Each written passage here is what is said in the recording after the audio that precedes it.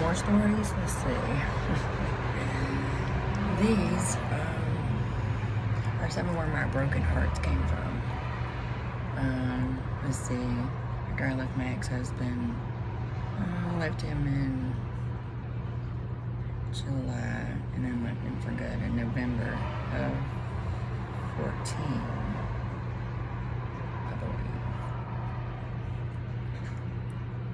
This one's a little, I don't know, just telling it to myself, you know, brings in the shame and the, I don't know, from everybody else, because I don't have shame about it. I mean, I dealt with that. And then I also know why.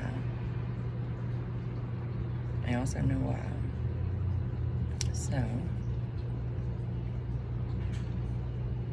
yeah, this is gonna be.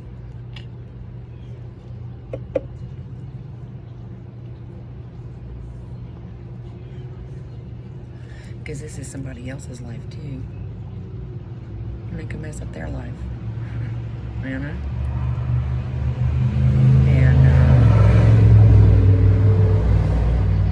But May 24th of 2015, before that, I had started getting on dating websites and stuff, you know. I figure I done been out long enough from him that I could start dating, going out to dinner, going and doing things. So,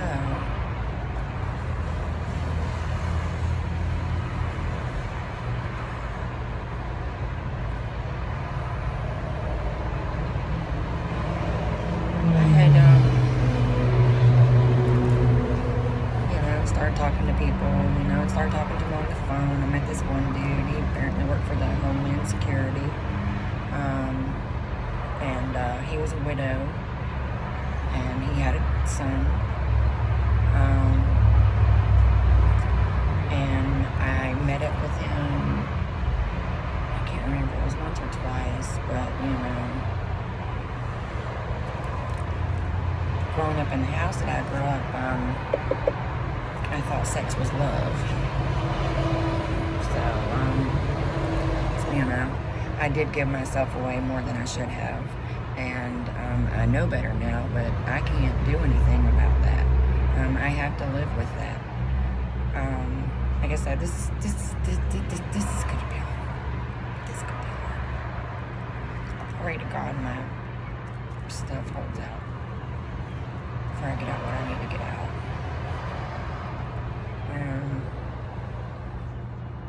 I met a guy that lived in Texas. That lived like 30 minutes from my dad. So I was supposed to be going to the beach with my ex-best friend of 30 years, her and her family and stuff, for my first vacation. After I left my 20-year marriage.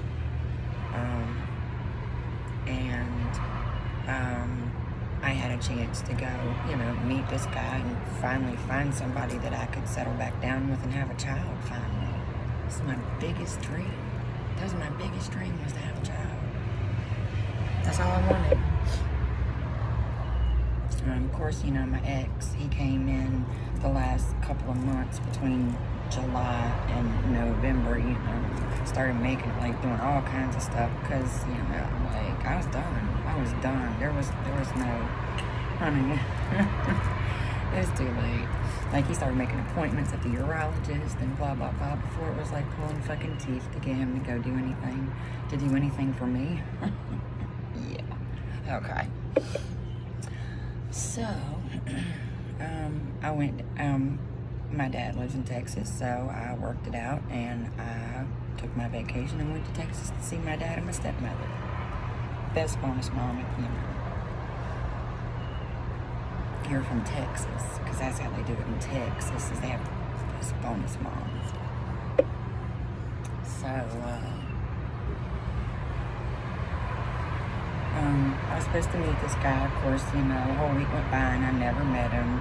Went out to dinner, you know, like 3 times I think they took me out to dinner, paid for dinner, and I had 2 drinks, you know. Back then I was, you know, starting to get out and go out, and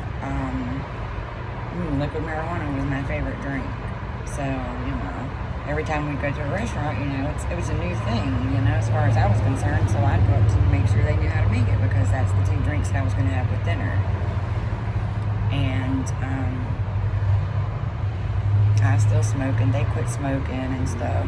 And I mean, I tried to come home like 2 days early, but it was going to cost more money. So, but anyway, you know, that was one broken heart. That was one being, you know, told something and then, you know, being lied to. So, and then I was outside a lot, smoking and on my phone and this and that, because, you know, my dad said, well, if you're going to do that, you could have just stayed at home. Like, okay, whatever, like, Daddy, this is my vacation too, you know, like, I need a break. Like, what? I wasn't allowed to go anywhere. I wasn't allowed to use the car. Like, and I could have probably got around better around their own fucking city blindfolded, probably. I mean, there's, you know. But it's all good, though. You know, I was like, okay, well, take me to rent a car. Yeah, so, and then, they're right outside of Houston, so I wanted to go see Joel Osteen. I wanted to go see, their church where Lakewood was at, and, you know, they took me, and they were closed, and they were actually doing renovations and stuff on the place, and they were out on tour. Him and Vicky were out on tour, Victoria, were out on tour, so, but I did get a few things from the, you know, the gift store or whatever, and I walked around, and well, as I was walking in, my stepmother was going in with me, Linda, and like, she was pushing me, like, wanted to spend all this time with me and this and that, and like, I just needed time to be by myself. Like, I just wanted to do what I wanted to do, like, and then she brought up the fact that, you know, they bought the plane ticket for me to come down there, and blah, blah, blah, and she was mad that I didn't go to church with her, but, you know, I'm not going to be forced to do something, and, you know, the energy's off, I can't help it. But I said, well, I can pay you back. I will pay you back, honey, please. You're not going to throw, ain't nobody going to hold nothing over me, I can tell you that right now. So, anyway, got back home, you know, got back on the list, you know, plenty of fish, and, excuse my language, but that was more like plenty of fuckboys, but okay. That's just my experience. I don't think so, but anyway. Met this guy that was a teacher in Wake County, and, he used to be a UNC football player. Again, this is my story. I won't say no names, but, you know, according to his profile, he was separated and this and that. And we talked, you know, and he was going to go, you know, he's going to take me out for ice cream. And, you know, we met, we went to Crabtree Lake and hung out, like, just, he was, you know, 6'5", bald-headed. But anyway, it was May 24th that I met him in 2015, and I wasn't really aware of, I don't know, I was gullible, yeah, I was naive, you know, I mean, who wouldn't be the reason I got the mother I had? Like, my mother did not teach me anything, my father did not teach me anything, and, because I'm going to get my story out. I can't write it right now, but I sure can record it. Thank you, Jesus. So there were some, you know, inconsistencies, and, you know, not responding back and blah, blah, blah. But, you know, like, I was the baddest thing he had ever seen, and he loved my nose. I've always been self-conscious about my nose, so he made me comfortable about it.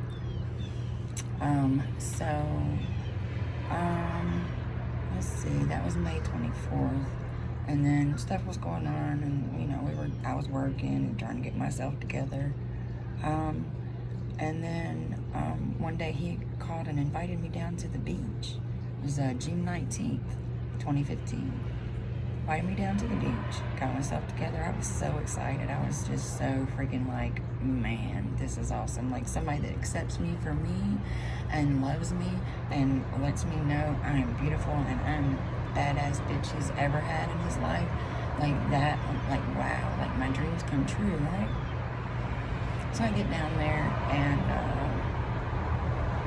spend the night and we order pizza, watch movies, do whatever.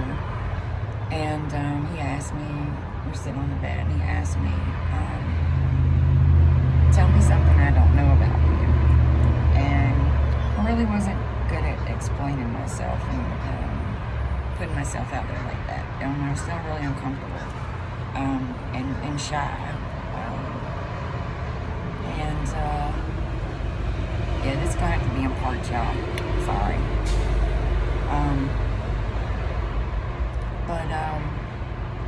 Because I really don't want to tell it. I really don't want to have to rehear it and, you know, probably get emotional over it. But, you know, my story needs to be told. My story. This truth. How it really happened.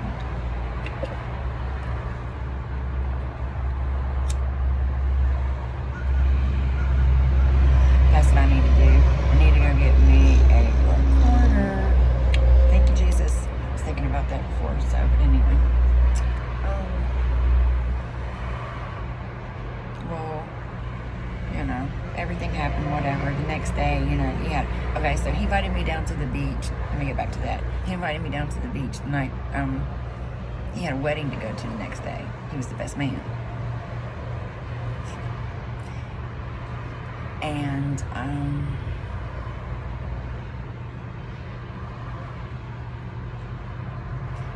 yeah, I'd probably say he was the first one that ever shocked me with the lies.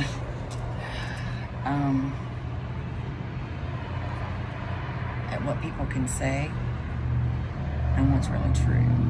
He was the first one. Thanks a lot.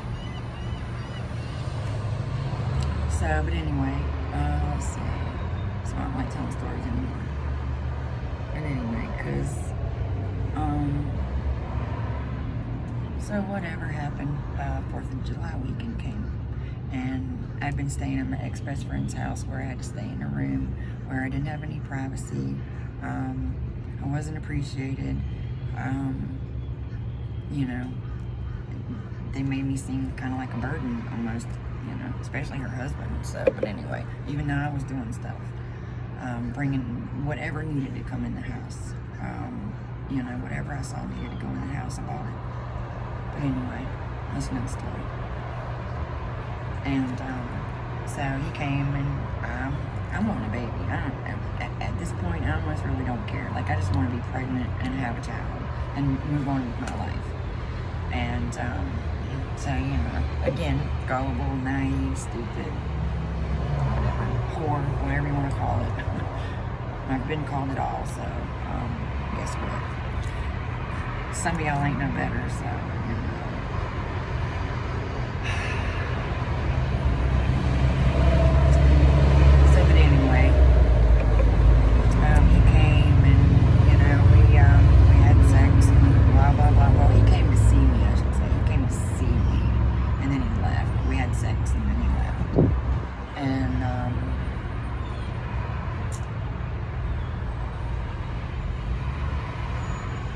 Messaged me the next day. Matter of fact, see, I can have memories in detail. I was actually at the cookout on Miami Boulevard when he texted me and wanted to know if I would go get a Plan B. And I said, well, at the risk of losing somebody that, like, I really enjoy being around and being with and, you know, whatever, no. Not happening. Like, why would you say that? You're telling me, like, he told me multiple times he wanted to give me a baby, okay? So I want y'all to hear this story.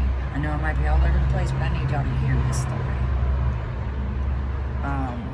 Like, was telling me he wanted to give me a baby. he was telling me he wanted to give me a baby. He comes, we have sex. You know, the times that we did have sex, it was always raw. And he would always, you know, whatever inside of me. So, and then this time, like, he was like, the next day was like, will you go get a plan B? And I'm like, nope, I'm good. I'm good. Whatever happens, happens. Well, you know, more inconsistency, non-communication, blah, blah, blah, blah, blah, blah. So November comes and I start doing something's not making any sense. So I start doing, apparently the Aries started coming out in me, and I started doing FBI stuff. Like, I started searching because, you know, we have the internet now. And somehow, some way, his engagement pictures popped up from July. So, how they, you know, because I really wasn't pressing the issue. I really wasn't out searching for him, you know, because I also was, you know, doing my other things with other people and talking, you know, like, I'm trying to find the one, you know, like, I had sex with my first ex-husband, you know, and he rolled me over in the middle of the night, woke me up, and just started fucking me. So I'm like, oh my God, he loves me. So I went into people pleaser mode. Started everything. Like, I was 19 years old, acting like a fucking grown-ass woman, you know, going to the grocery store, cooking. While I was at the grocery store, I could buy a book of beer. Ain't nobody carded me. I got groceries there. I'm a working woman.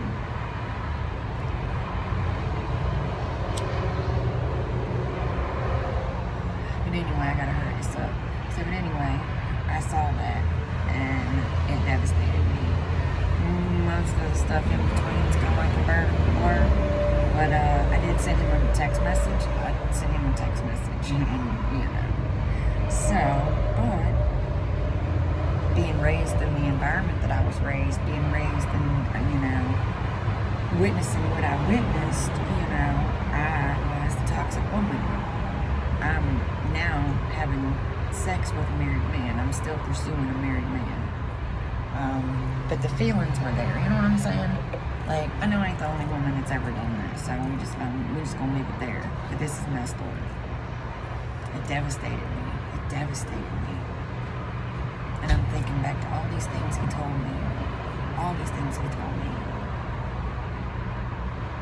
About being the lover of his dreams on New Year's Day, or New Year's Eve, I believe it was for 2016, at my friend's house in Raleigh.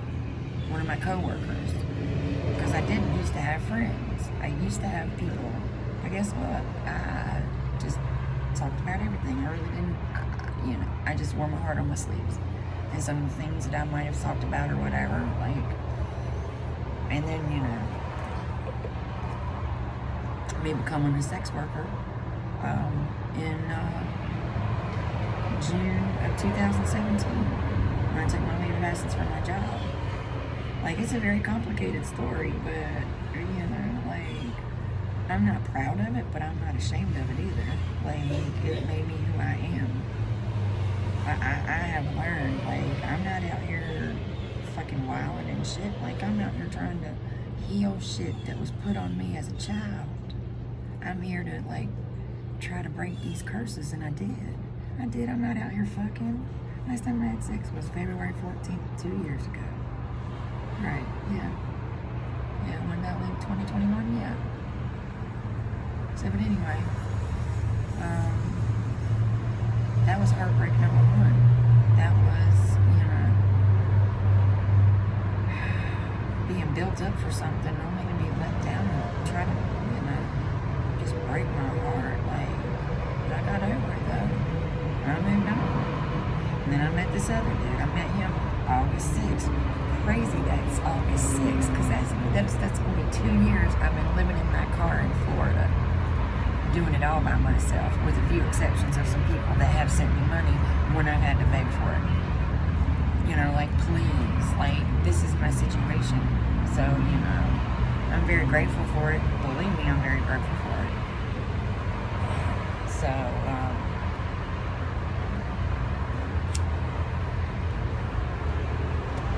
if it cuts off, you know, I'll try to start, because it's going to be uploaded to YouTube.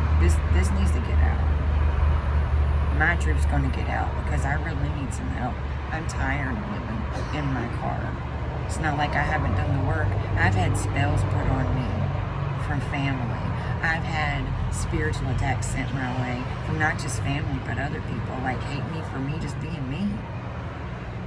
I don't know who they all are, you know. I just try to love everybody, and, you know, you respect me, I respect you. You're going to meet me out here, you're going to get a respectful person. You're going to get a happy, nice person, like, hey, how are you doing? You have a great day. Because that's just who I am. I've always been that way. And people know what kind of person I was. So, and I know who I was. And that's all that matters to me anymore. But guess what? I got fucking boundaries now. And I speak up for myself, and they don't like that. Because guess what? They can't manipulate me no more. Oh, I'm not two-faced, but I'm going to watch you. I'm going to watch it. And if it's not good for my little girl, if it's not a good environment for the little girl inside of me, I'm going to do what I got to do to protect myself. And I'm not going to talk about you. I'm not going to, no, I'm going to wish you well. Hey, you go on with your life and keep doing what you need to do for you. Just like I'm going to do the same for me. It ain't personal. If more people paid attention to their own fucking lives, the world would probably be a lot better place. You got fucking going to these mobile home parks and everybody's peeking out to see what everybody's fucking doing. Mind your own motherfucking business. Why don't you go out and help a homeless person? Why don't you go help a fucking homeless vet?